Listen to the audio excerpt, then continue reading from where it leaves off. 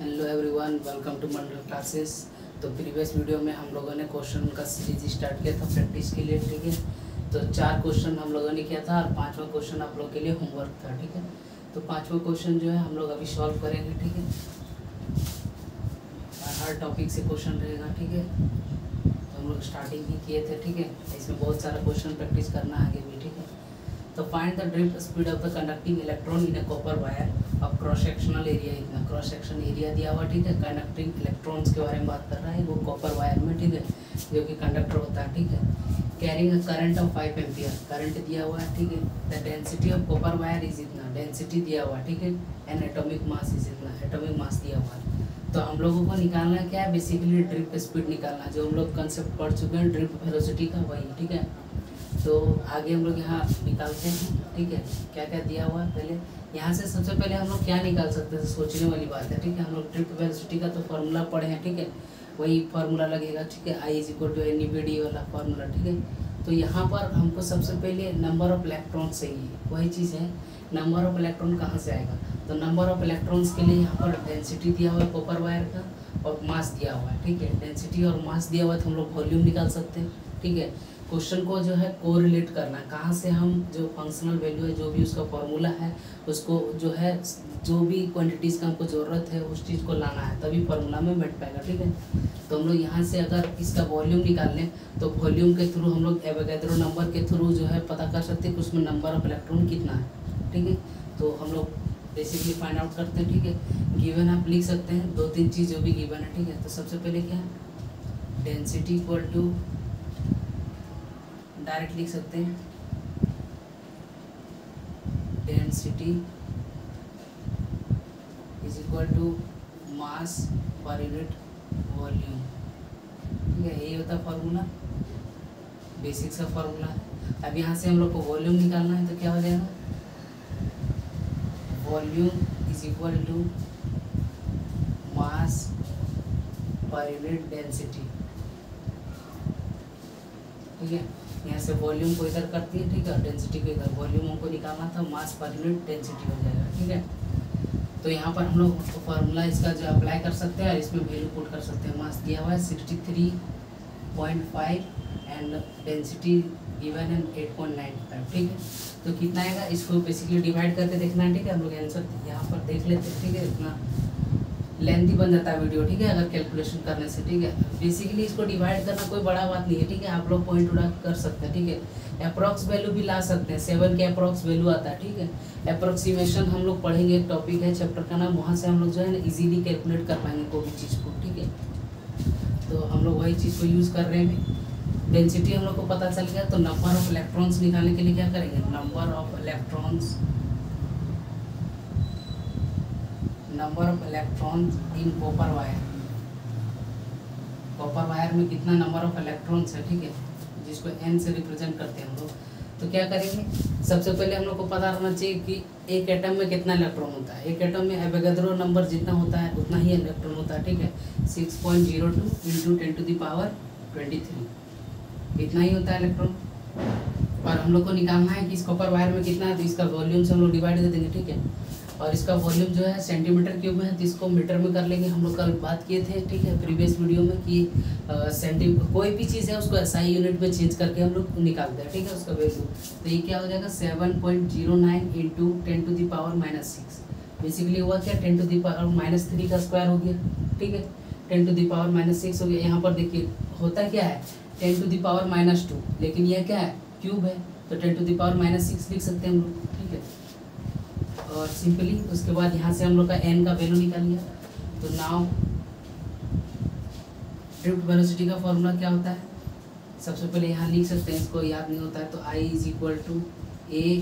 = ANEVD, ठीक है। यहाँ से VD निकाल सकते हैं, I = ANE, ठीक है। तो सब फार्मूला याद रखने की जरूरत नहीं है, आप बेसिक सा फार्मूला जो मेन फार्मूला उसको याद रखना है। यहाँ से हम लोग कोई भी जो है कन्वर्ट करके निकाल सकते हैं, ठीक है। तो यहाँ से क्या आया, VD = I/ANE, ठीक है। तो I का वैल्यू कितना दिया हुआ है, 5 एम्पियर, ठीक है। एरिया भी गिवन है, एरिया गिवन है 1.5 × 10⁻⁻6। n हम लोग को पता चल गया, ठीक है। तो n क्या निकलेगा यहाँ पर, 8.45, ठीक। इस बेसिकली क्या होगा, ये ऊपर चला जाएगा, ठीक है, और ऊपर जाने के बाद क्या होगा, प्लस हो जाएगा, और इसके बाद इसको डिवाइड देंगे तो एक पॉइंट इधर घसक जाएगा, क्योंकि ये क्या है, छोटा है, इसको थोड़ा बड़ा करेंगे तब इससे डिवाइड दे सकते हैं, ठीक है, डिवाइडिंग रूल है। तो 8.49 इंटू 10⁻28 इलेक्ट्रॉन पर मीटर स्क्वायर, ये निकल गया एन हम लोग, ठीक है, एन निकल गया। अब यहाँ पर हम लोग इसको वैल्यू पुट कर देंगे 8.49 इंटू 10⁻28। हम लोग एन क्यों निकालें, क्योंकि इस फॉर्मूला में एन का रिक्वायरमेंट है, ठीक है। तो पहले हम लोग को फॉर्मूला में देखेंगे क्या क्या ज़रूरत है। आई है मेरे पास, ए है, और ड्रिफ्ट वेलोसिटी निकालना है। हाँ, ई का वैल्यू जो है स्पेशल होता है, ठीक है, ई का वैल्यू तो सबको जान रहा है, ठीक है। तो एन का हमको यहाँ पर वैल्यू चाहिए था, इसीलिए यहाँ पर जो है डेंसिटी और एटॉमिक मास गिवन था, ठीक है। क्या हो गया यहाँ पर, इसमें ए पुट हो गया, एन पुट हो गया, यहाँ पर क्या हो जाएगा 1.6 इंटू 10⁻⁻⁹ ये क्या होता है, इलेक्ट्रॉन का वैल्यू होता है, ठीक है। जब हम इसको सॉल्व करेंगे तो कितना आएगा, अप्रॉक्स 2.45 इंटू 10⁻⁻⁴ मीटर पर सेकेंड। ड्रिफ्ट वेलोसिटी का क्या होता है साइन, मीटर पर सेकेंड, ठीक है। तो जो एक कैलकुलेशन वाला टर्म है, ये हम लोग अभी यहाँ वीडियोस में नहीं कर सकते, क्योंकि इससे बहुत लेंथी वीडियो बनेगा, ठीक है। एक क्वेश्चन सॉल्व करने में ज़्यादा टाइम लगेगा, और ये कैसे जल्दी होगा टाइम के साथ, इसके लिए प्रैक्टिस का ज़रूरत है, ठीक है। प्रैक्टिस जब रहेगा तो यहाँ पर जो है पावर से ये कैंसिल आउट तुरंत हो जाएगा, या डिवाइडिंग रूल जो भी है उसको यूज़ करके हम लोग तुरंत बता सकते हैं, ठीक है। और बेसिकली अगर ये 2.4 है या फिर अप्रोक्स में वैल्यू भी आंसर आता है तो उसमें कैलकुलेशन पर मार्क्स मिल जाता है बोर्ड्स में, ठीक है। और अगर कॉम्पिटिटिव एग्जाम का बात है तो वहाँ पर आपको अराउंड इतना जो है वैल्यू मिल जाएगा। सब वैल्यू थोड़ा डिफरेंट आता है, जिससे एग्जैक्ट वैल्यू नहीं भी निकले तो हम लोग इजीली फाइंड आउट कर सकते हैं, ठीक है। तो ये रहा ड्रिफ्ट वेलोसिटी वाला क्वेश्चन, ठीक है। इसके बाद हम लोग आगे देखते हैं, ठीक है। जितना ज़्यादा से ज़्यादा क्वेश्चन प्रैक्टिस होगा उतना ही हम लोग के लिए जो है इम्पोर्टेंट है ये सब चीज़। प्रैक्टिस कोई भी चीज़ करेगा तो उसमें एग्जाम में जो है हेल्पफुल होगा, टाइम टेकन कम लगेगा, ठीक है। और ऐसा क्वेश्चन ऐसा नहीं है कि ऐसा क्वेश्चन 5, 6 या 10 आ जाएगा, ऐसा नहीं है।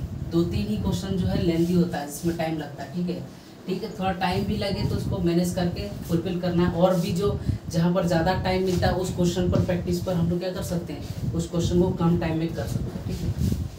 उसके बाद यहाँ पर हम लोग क्वेश्चन नंबर 6 देखते हैं, ठीक है।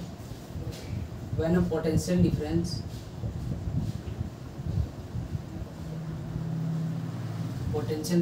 of 2 volt is applied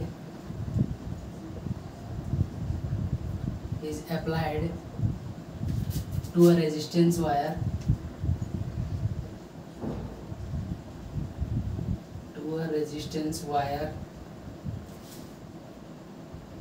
of a resistance wire, a current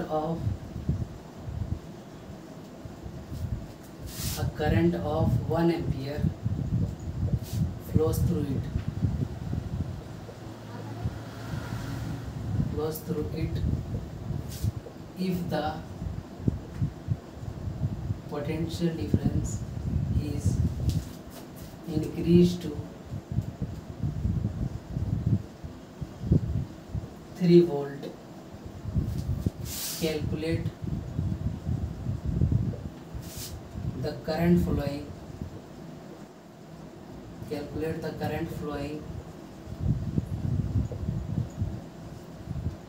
through the wire. अगर पोटेंशियल डिफरेंस को हम लोग बढ़ा रहे हैं कुछ एक स्पेसिफिक अमाउंट में, तो जो है उस पर कितना इफेक्ट पड़ेगा करंट का, ठीक है।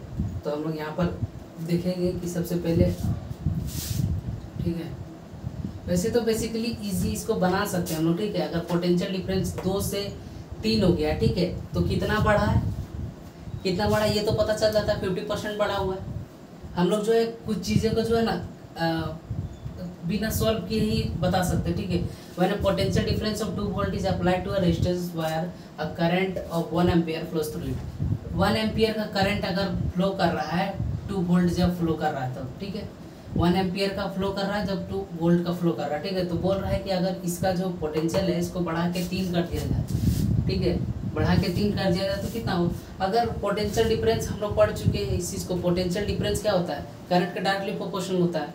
हम लोग ओम्स लॉ में इस चीज़ को पढ़ चुके हैं, ओम्स लॉ में पढ़ चुके हैं कि भी जो है डायरेक्टली प्रोपोर्शनल आई, अगर भी 50% से बढ़ रहा है तो डेफिनेट सा बात है कि आई जो है 50% से बढ़ेगा।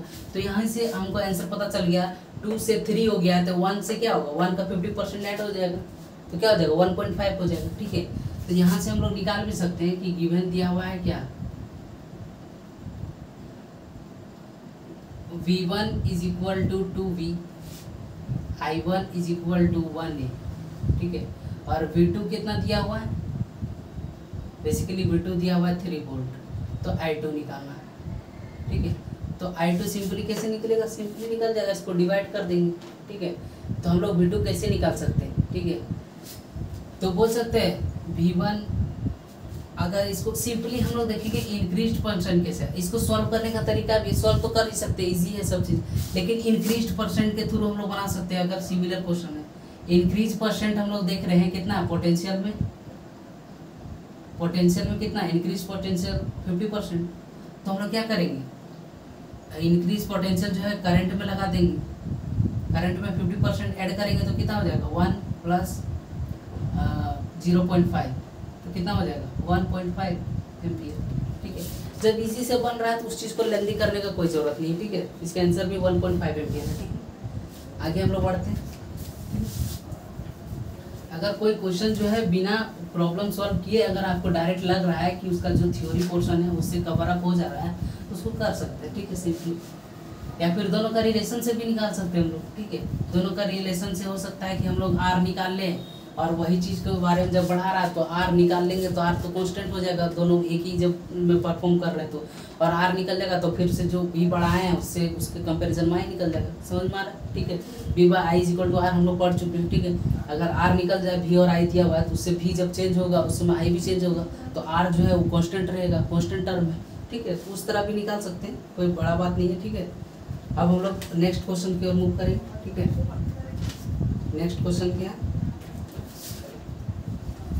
हम लोग एक चीज़ का ध्यान रखेंगे कि कोई भी क्वेश्चन जो हम लोग प्रैक्टिस कर रहे हैं और नहीं बन रहा है उसको अभी आप देख सकते हैं यूट्यूब चैनल पर जो भी है वीडियोस में देख सकते हैं, गूगल्स में देख सकते हैं, कहीं भी सोर्स से आप देख सकते हैं आंसर, लेकिन इसको प्रैक्टिस करना है और इतना बार प्रैक्टिस करना है कि ऐसा क्वेश्चन जब मिले तो हम लोग को सोचना ना पड़े कि कैसा क्वेश्चन आया है। ठीक है, find the resistivity,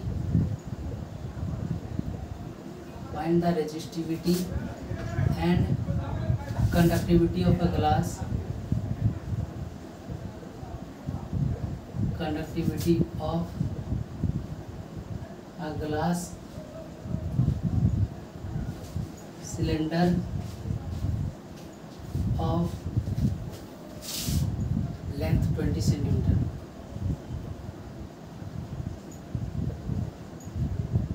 and cross sectional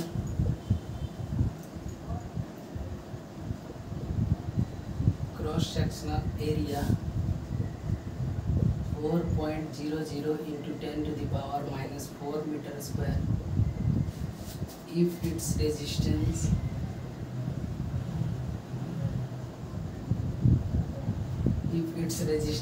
is 1.5 into 10 to the power 3।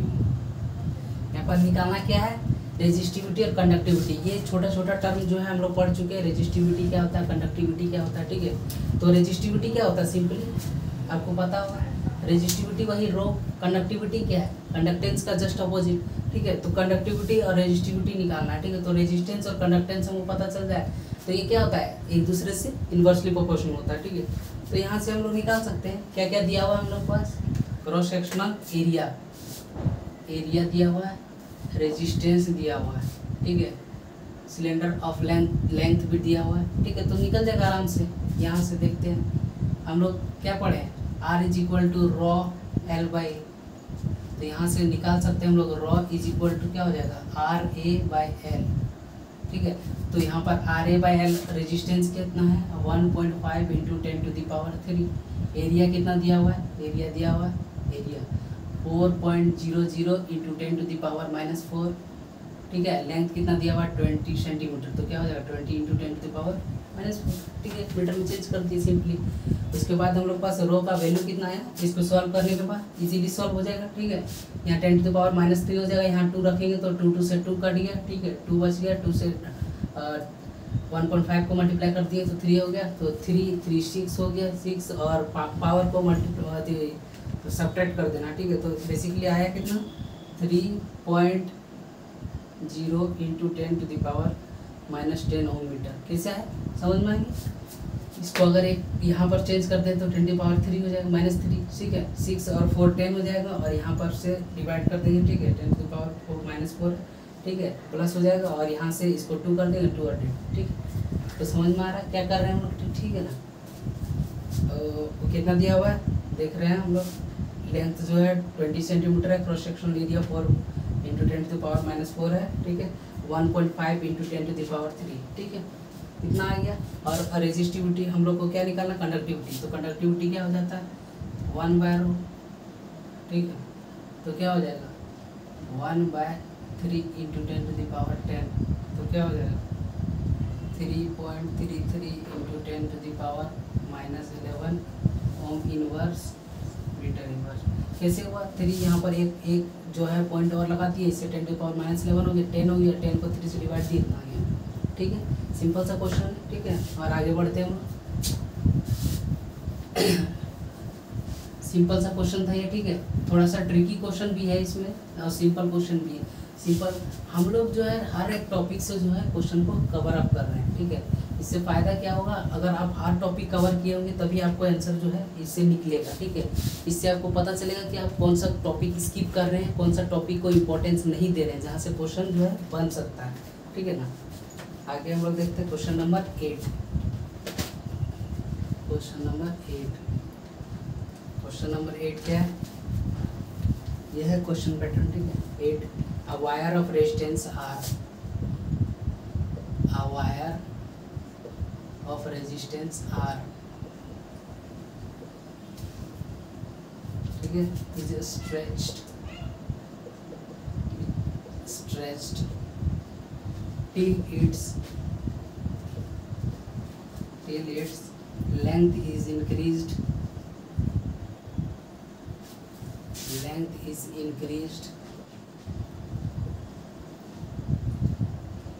n times its original length का कितना हो जा रहा है n times, ठीक है। Calculate the new resistance. ये सब क्वेश्चन जो है प्रैक्टिस से तुरंत बन जाएगा। आपको जब भी क्वेश्चन मिलेगा तुरंत आपके पास आंसर आ जाएगा, अगर आप प्रैक्टिस किए हुए रहेंगे, ठीक है।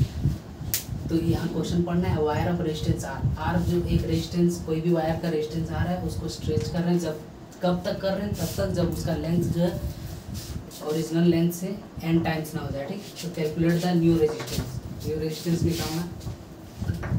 फॉर्मूला क्या होता है इसका,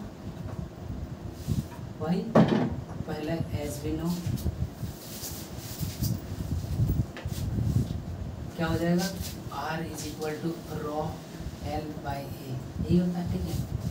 ये ओरिजिनल हो जाएगा, ठीक है। ये क्या है ओरिजिनल। अब R' क्या हो जाएगा, R' ρ/L को कितना कर दे रहे हैं, n टाइम्स कर रहे हैं, ठीक है। तो क्या हो जाएगा NL। अगर कोई भी वायर को स्ट्रेच कर रहे हैं, ठीक है, अगर इसी को स्ट्रेच कर रहे हैं, स्ट्रेचेबल वायर है, तो इसका क्या होगा, थिकनेस कम होगा, एरिया कम होगा। जितना अगर हम लोग बोलेंगे कि एक ए वायर है, ठीक है, इतना मोटा है, ठीक है,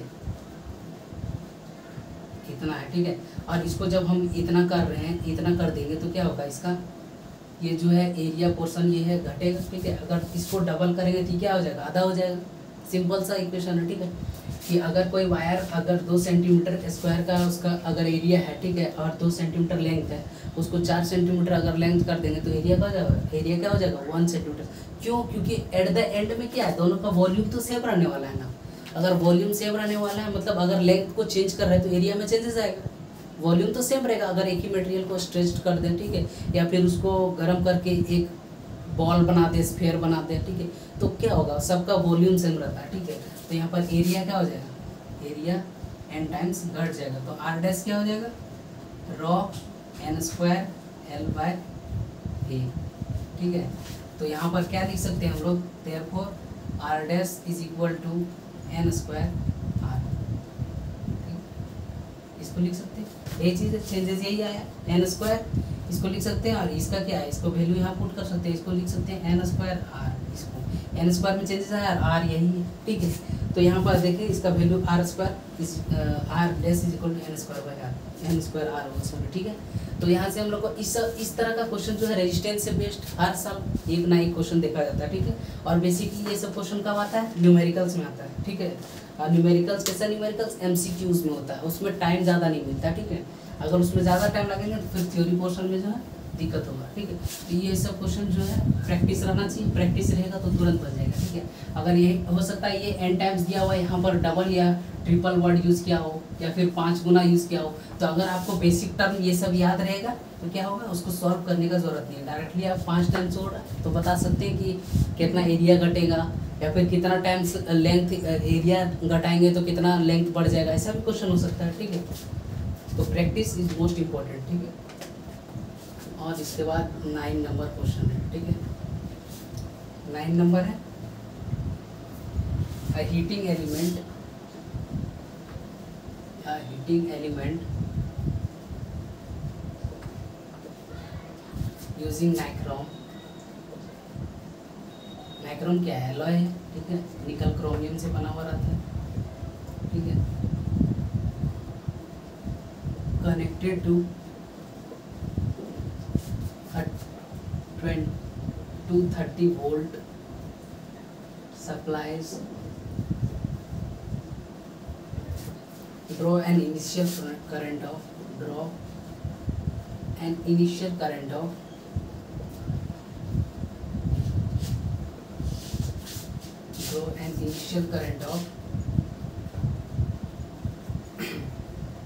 2.3 ampere, sorry 3.2 ampere, which settles after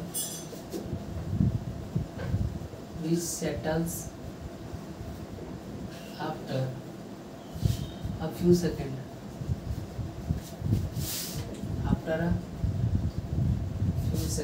ठीक है, to a steady value of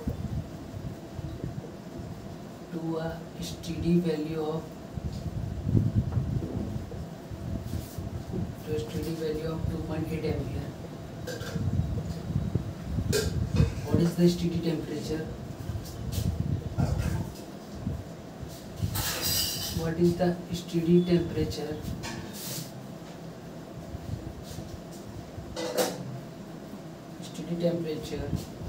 of the heating element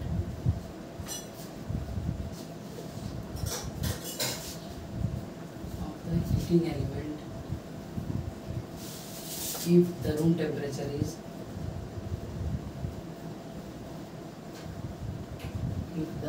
temperature is 27 degrees Celsius and temperature coefficient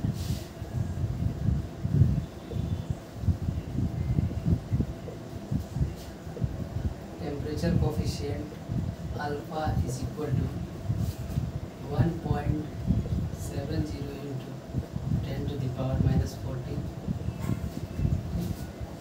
basically यहाँ पर क्या क्या दिया हुआ है, क्वेश्चन पढ़ते हैं। Heating element using nichrome connected to 230 volt supply, draw an initial current of 3.2 ampere, ठीक है।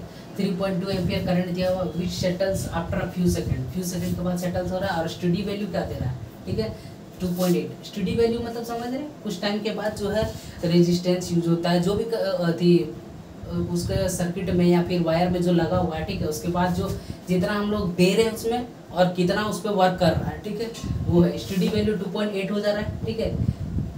What is the study temperature of the heating element, heating element का जो है स्टडी टेम्परेचर कितना होगा इफ द रूम टेम्परेचर इतना temperature coefficient है। तो ये क्वेश्चन जो है इम्पोर्टेंट है, ठीक है, और कल हम लोग इसको करेंगे, ठीक है। और ये SW है, ठीक है, होमवर्क क्वेश्चन है, ठीक है। अब इसमें यूज़ क्या होगा, थोड़ा सा हिंट है, जो हम लोग टेम्परेचर डिपेंडेंस पढ़े हुए थे, R = R0 1 + α T के बारे में पढ़े थे, ठीक है। यहाँ पर क्या यूज़ होगा इसमें, R is equal to R naught 1 plus alpha delta T, यहाँ पर लिख सकते हैं T2 माइनस T1, ठीक है। तो यहाँ पर जो है एक टेम्परेचर का वैल्यू दिया हुआ है, कितना है रूम टेम्परेचर 27 डिग्री, और एक टेम्परेचर निकालना है, ठीक है। तो ये वाला फॉर्मूला यूज करके इसमें बनाना है, ठीक है। और सबसे पहले तो देखना है सप्लाई लाइन वोल्ट का 230 दिया हुआ है, इनिशियल करंट इतना है, ठीक है, इनिशियल आ रहा है। और उसके बाद स्टडी वैल्यू 2.8 दिया, यहाँ से हम लोग क्या निकल रहा है, रेजिस्टेंस निकल जा रहा है, ठीक है, आर निकल जा रहा है, आर नोट निकल जा रहा है, हिंट दे रहे हैं, ठीक है। या फिर सॉल्व कर दे इसको, ठीक है। थोड़ा सा लेंथी है, कोई बात नहीं, कैलकुलेशन है, ठीक है। यहाँ से निकल जाएगा 230 वोल्ट है, और इससे क्या निकलेगा, मेरा आर निकल जाए एक्चुअल रेजिस्टेंस, ठीक है। और 2.8 एम्पियर से इसको अगर ओम्स लॉ लगाएंगे तो यहाँ से आर नोट निकल जाए, ठीक है। अल्फा हम लोग को गिवन है और T1 गिवन है, तो यहाँ से निकालना है टेम्परेचर, ठीक है। तो ईजी है, इसको इसमें वैल्यू पुट करना है, ठीक है, और निकल जाएगा, ठीक है। या फिर वैल्यू पुट करके दिखाते हैं, ठीक है।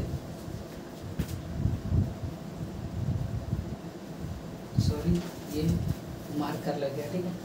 तो इसको होमवर्क के रहने देते हैं, ठीक है। तो थोड़ा सा आप लोग करना है, ठीक है, हिंट तो मिल गया है, ठीक है। इसको करना है और कंप्लीट करना है, इससे आर नोट पता चल जाएगा, अल्फा दिया हुआ है, एक T1 दिया हुआ है, T2 निकालना है, ठीक है। यहाँ से हम लोग को क्या पता चल रहा है कि हम लोग जो भी टेम्परेचर डिपेंडेंस का थ्योरी पढ़े हैं वो हम लोग का जो है न्यूमेरिकल में यूज हो रहा है, ठीक है। और ऐसा नहीं कि आपको फार्मूला हर जगह मिल जाएगा, ठीक है। आपको ये क्वेश्चन पढ़ने के बाद समझ में आना चाहिए कि स्टडी करंट क्या होता है, उससे आर नोट निकल रहा है। और अब जब टेम्परेचर हमको निकालने बोला है तो अल्फा गिवन, बहुत सारे क्वेश्चन में अल्फा गिवन नहीं रहता, ठीक है। और temperature room temperature 27 degree Celsius हमेशा याद रखना, ठीक है। हो सकता है रूम टेम्परेचर बस लिख दे, रूम टेम्परेचर पर है और T2 का भी टेम्परेचर दिया हो जिससे अल्फा निकल सकता है, ठीक है। तो आज के लिए इतना ही, ठीक है। तो आप लोग रिविजन करते रहिए, ठीक है। कोई भी क्वेश्चन में प्रॉब्लम आता है कमेंट कर सकते हैं।